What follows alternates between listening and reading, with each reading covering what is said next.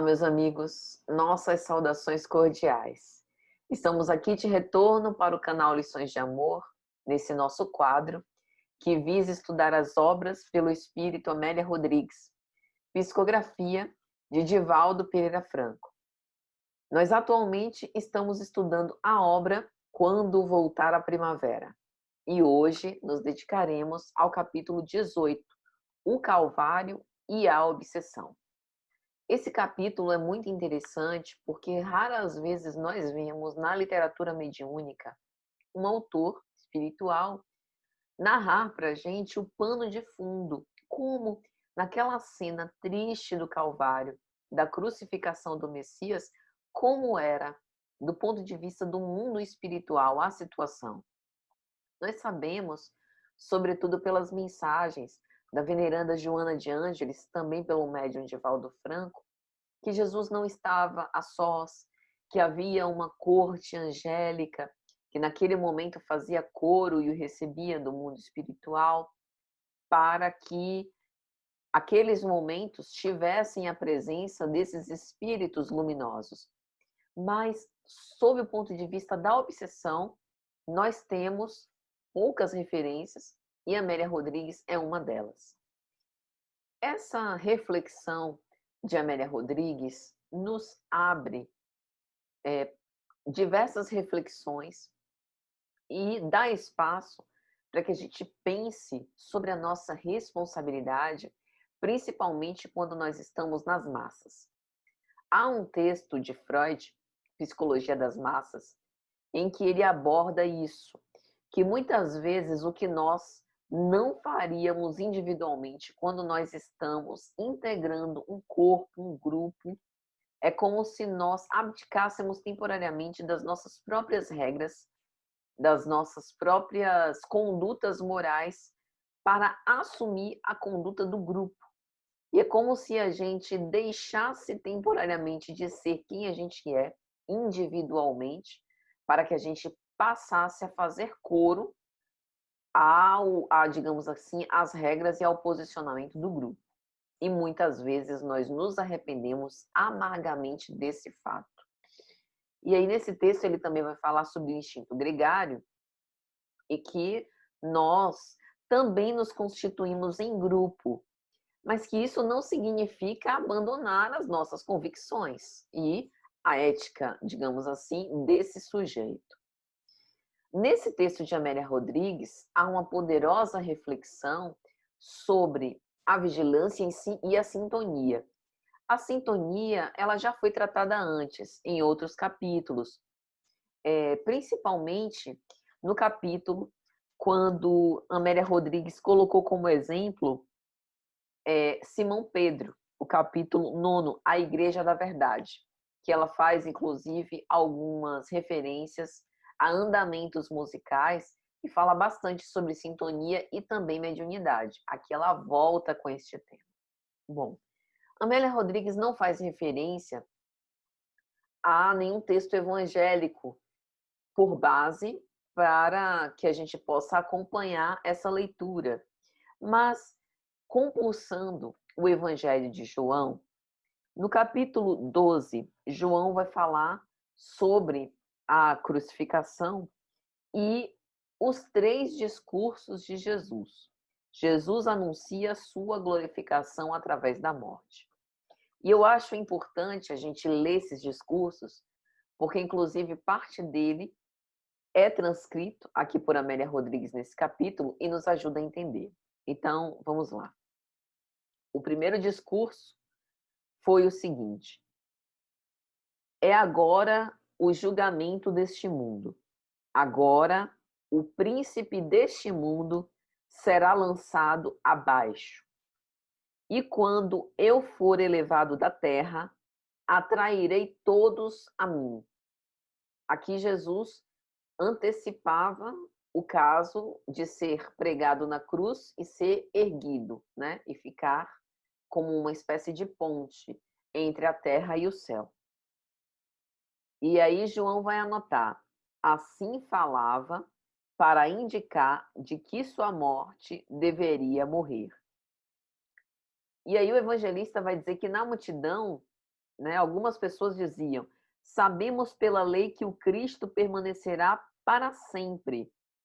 Como dizes, é preciso que o Filho do Homem seja elevado. Quem é esse Filho do Homem? E aí diz Jesus: por pouco tempo a luz está entre vós. Caminhai enquanto tendes luz, para que as trevas não vos apreendam. E aqui eu quero dar uma paradinha.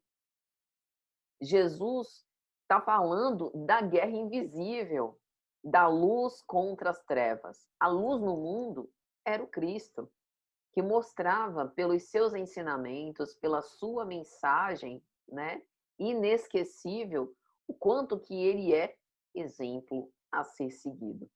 O quanto que ele é esse Cordeiro de Deus que deixou-se imolar pela crueldade, mas que a luz que estava passando, né, deveria servir de rastro para que cada um acendesse no seu íntimo a sua própria luz, para que as sombras não tomassem conta. Ou seja, a responsabilidade pela psicosfera do planeta é também nossa, individualmente. Se nós começarmos a cuidar, né, com carinho, com persistência, com perseverança da nossa casa mental, nós iremos transformar o planeta. Se nós nos imbuirmos desse esforço, né, de nos regenerar, nós também colaboraremos para o mundo, um planeta de regeneração.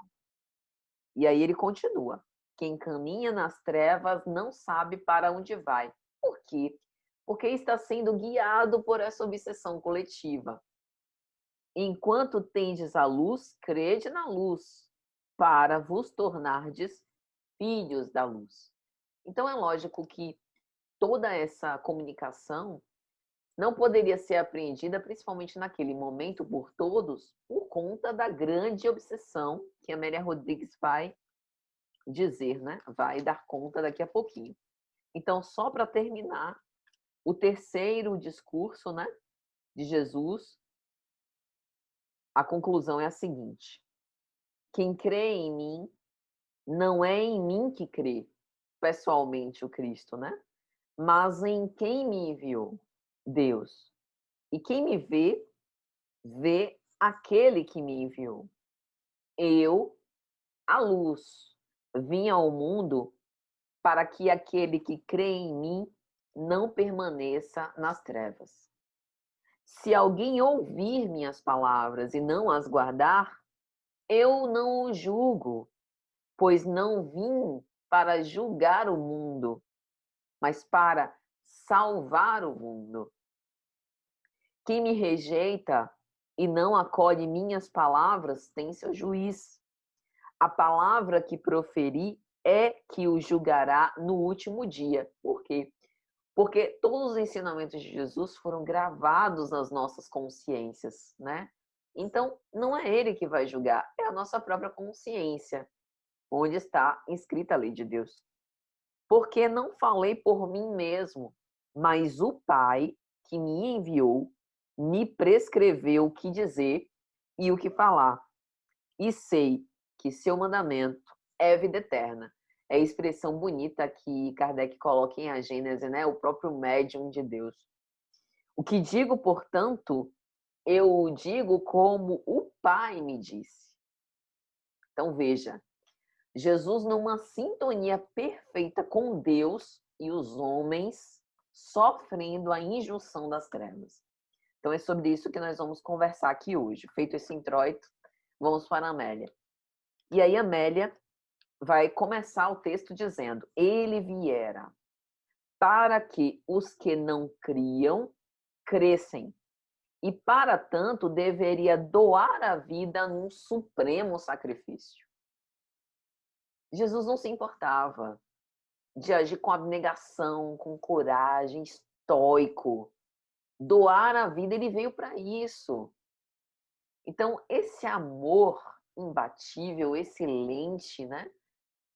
Que se doava até as últimas circunstâncias, este é o Cristo de Deus. Então, ele sabia ainda da crueldade humana, das imperfeições que faziam com que os homens gerassem a sintonia com as trevas, que são, como a Amélia vai chamar aqui, né, os anticristos de todos os tempos, né? Mas aquele exemplo dele não passaria. E mesmo que não fosse todos naquele momento, depois a excelência do seu amor ficaria marcada para sempre naqueles corações. E aí Amélia vai dizer: para uma tão grandiosa oferenda, porém, conjugaram-se forças díspares em luta no coração das criaturas. E aí a gente não precisa ter aquele complexo de culpa, meu Deus, por quê? Né? Ao invés de abraçarem o Cordeiro de Deus, de entenderem a profundidade da abnegação de Jesus, os homens deixaram-se levar pelas paixões, como a gente no Espiritismo ainda hoje se deixa. Às vezes um irmão nosso, né, tá querendo criar uma confusão por conta de alguma preferência política, de alguma opinião, e a gente está querendo estabelecer uma rixa, quando poderia silenciar, quando poderia, né, tomar água de Chico, né, que Chico tomava água para poder não responder, não discutir, recomendava isso a miúde. Então, ainda está no coração de nós, porque nós ainda estamos convivendo com o nosso homem velho e transformando à custa do esforço, né? Aquilo não era o caminho, digamos, o único caminho possível, mas aquilo era esperado. É como se nós tivéssemos um conjunto de probabilidades e aquela era a probabilidade maior de acontecer. E aí, quando é engraçado assim, né? É um contraste, o paradoxo. Quando Jesus entra em Jerusalém, Ave Maria, o saudaram na entrada, é o Messias, né? Mostrando um júbilo, e agora o sarcasmo, a indiferença, os impropérios, né, contra aquele Cristo. E aí Amélia diz: enquanto os amigos encaravam os aplausos de quando ele ingressa, né, entra na cidade, como sinal evidente de triunfo, nele ressoavam quais prenúncios de grandes dores, né? Aquela coisa de ser aclamado pelo mundo e tá todo mundo perdido, né? Aí a gente se preocupa ainda com curtidas, visualizações, compartilhamentos, comentários. O mundo tá todo mundo perdido.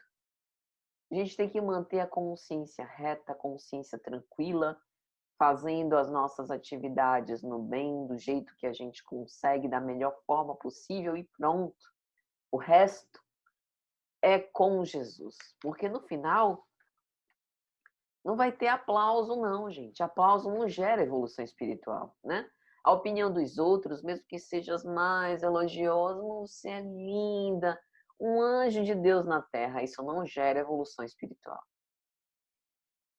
E aí, Amélia começa a citar a influência entre os seguidores, a precipitação, que armou Judas de ansiedade, né? A perturbação de Pedro, que fez com que ele fosse pusilânime em face da negação, que se permitiu repetidas vezes, os ódios confraternizando com os ciúmes, espalhando injúrias, né, na comunidade, no povo ingrato. E aí, os acessos do mundo espiritual começaram a dominar aqueles que não se armaram com vigilância e com equilíbrio. E aí Amélia faz a citação do capítulo 12 de João: quando eu for erguido, atrairei todos para mim. E aí veio a noite fria, angustiante. E é interessante, porque Jesus sempre se conserva naquela posição de doação. E às vezes a gente estranha isso. Para a gente é inabitual essa posição. né? A gente acha que, meu Deus, mas parece ser besta, né? Tá se doando demais, a gente ainda ouve isso. Dentro das casas espíritas, onde quer que a gente vai, a gente ouve isso. Não, mas você faz demais por fulano de tal, pode ser besta, né?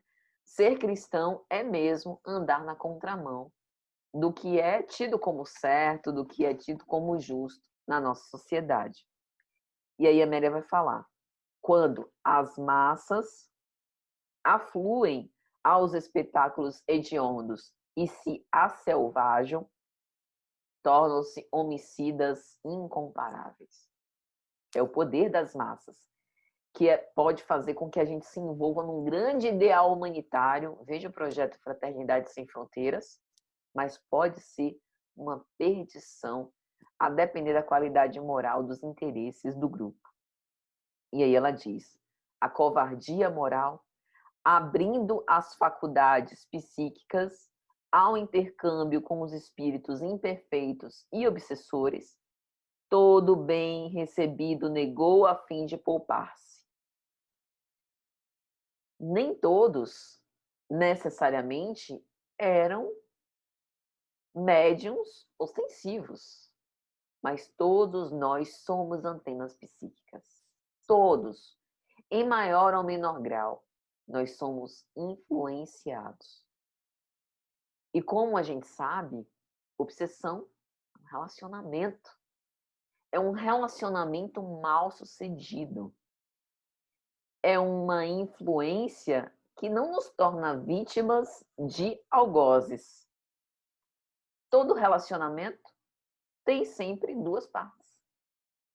Não há relacionamento unilateral, né? Um que maltrata e o outro que é maltratado. Sempre há, em algum nível, não estou dizendo aqui que todo mundo que é abusado teve participação para isso, mas sempre há, em algum nível, coparticipação mútua. E no caso em epígrafe, por conta dessas fragilidades morais e da invigilância que favoreceu a instalação desse tipo de vínculo. Então, as faculdades psíquicas abertas a este intercâmbio perverso. E aí Amélia vai sintetizar a cena. O grande espetáculo da loucura coletiva se aproxima do Calvário. E, naquele momento, nada podia ser feito. Jesus submete-se e confia em Deus. E mais tarde, nós, corresponsáveis por aquele ato, precisaríamos recapitular as nossas faltas. Pensar sobre isso abre espaço para a gente reflexionar sobre um monte de coisa. Dentre elas, o quanto um momento de invigilância, em que a gente, né, se colocou como incauto, o quão grave a gente pode ter de repercussão desse ato. Se a gente pensa, por exemplo, no trânsito, né, que é uma coisa assim mais da nossa vida prática. Um segundo que a gente perde a cabeça e toma uma decisão, por exemplo, um engarrafamento terrível, e aí eu decido cortar e ir na contramão, e lá na frente eu encontro um carro que, por exemplo, está na sua via correta, batida frontal contra mim. E vamos supor, né, que tenha morte na hora. Interrompi o meu planejamento reencarnatório. Interrompi a minha reencarnação. Ou interrompi a vida de outras pessoas. Por uma decisão que eu, né, fiz com que a impaciência tomasse conta de mim. Um lapso, um pequeno deslize, digamos assim, por conta da minha fragilidade, da impaciência, que acabou me levando para esse desdobramento. Ou seja, a gente não consegue mensurar a consequência desse conúbio. Por isso que Jesus disse, as trevas não sabem para onde vão. Daí a importância da gente se manter firme no ideal, né? Principalmente nesses tempos. Porque nesses tempos, nós estamos vivendo mesmo essa bagunça, essa feijoada espiritual. Os espíritos que estão deixando o corpo, ainda atormentados, ainda apegados à matéria, onde eles estão? Muitos com sentimento de ódio, de raiva, sem entender o que está acontecendo. Os suicídios não deixaram de existir. Os crimes não deixaram de ocorrer. Por isso, especialmente nesse momento, nós precisamos nos unir nas preces, nos sintonizar com as vibrações mais elevadas, para que também não sejamos, não é vítimas, participantes das obsessões coletivas. E aí a Amélia vai falar, no bárbaro espetáculo, os pretensos dominadores da erraticidade inferior creem-se vitoriosos, supõem estabelecidos os parâmetros dos seus domínios do mundo. Mas é lógico que esse estado de ignorância é absolutamente temporário. E aí a Amélia vai falar uma coisa muito interessante, que a famosa frase de Jesus, perdoa-os, Pai, eles não sabem o que fazem, não foi, digamos assim, inicialmente, primordialmente, endereçado aos encarnados, mas sim aos desencarnados. Seu olhar penetrou os promotores reais do testemunho, aqueles que transitavam livres das roupagens físicas.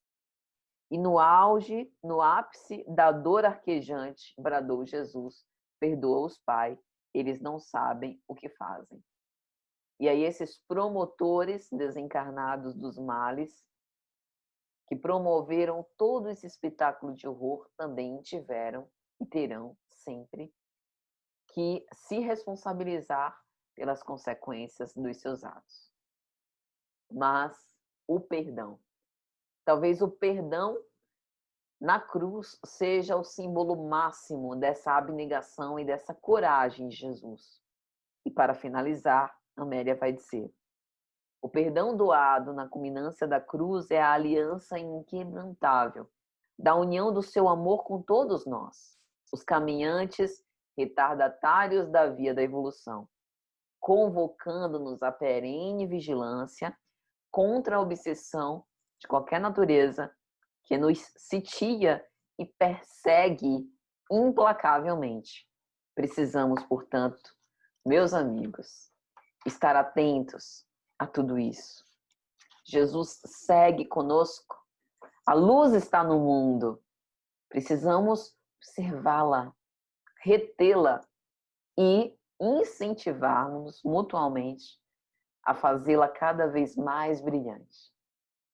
É isso. Um grande fraternal abraço a todos e até a próxima, se Jesus permitir.